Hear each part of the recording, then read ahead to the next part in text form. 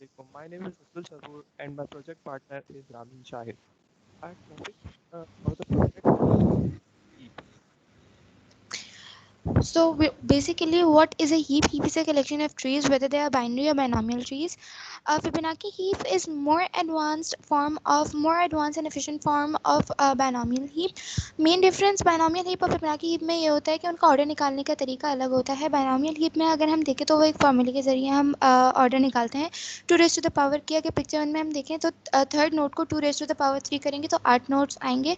तो simply 8 notes हैं. Whereas in Fibonacci heap हम जो ऑर्डर्स हैं वो नंबर ऑफ चिल्ड्रन से मालूम करते हैं. सो जैसे B2 में पिक्चर नंबर 2 में B2 में 2 चिल्ड्रंस हैं, so that will be B2. Whereas now moving on to the operations, Fibonacci heap में 7 मेन ऑपरेशंस होते हैं.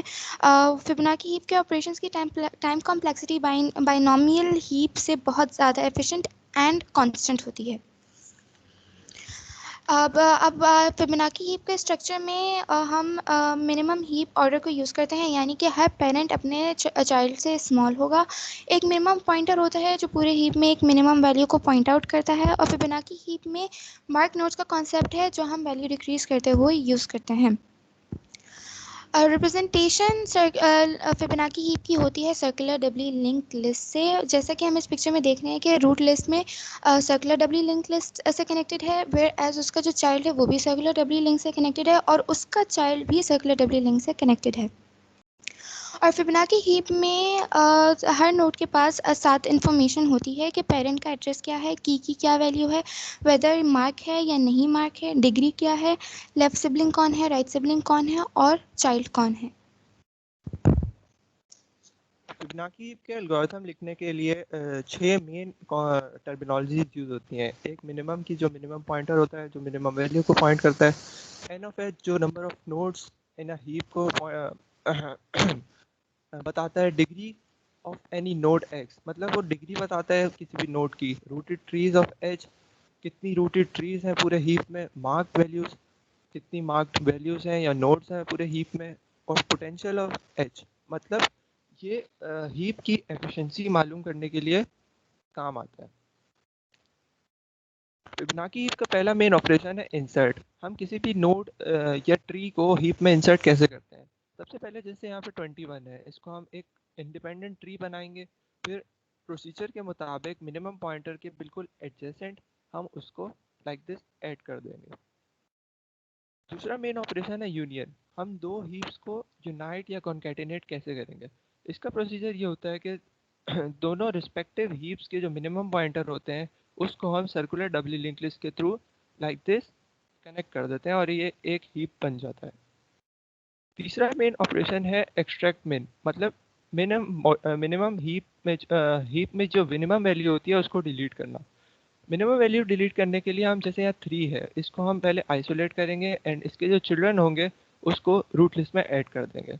एक्सट्रैक्ट मिन का एक सब फंक्शन होता है कंसोलिडेट जो जिसका मतलब है कि जितनी रिपीटेड ऑर्डर्स हैं ट्रीज के हीप में उसको कंसोलिडेट या मिक्स कर देना. तो इसके लिए हम एक करंट का पॉइंटर लेते हैं और एम्प्टी एरे लेते हैं जो ऑर्डर्स को रिप्रेजेंट कर रहा होता है.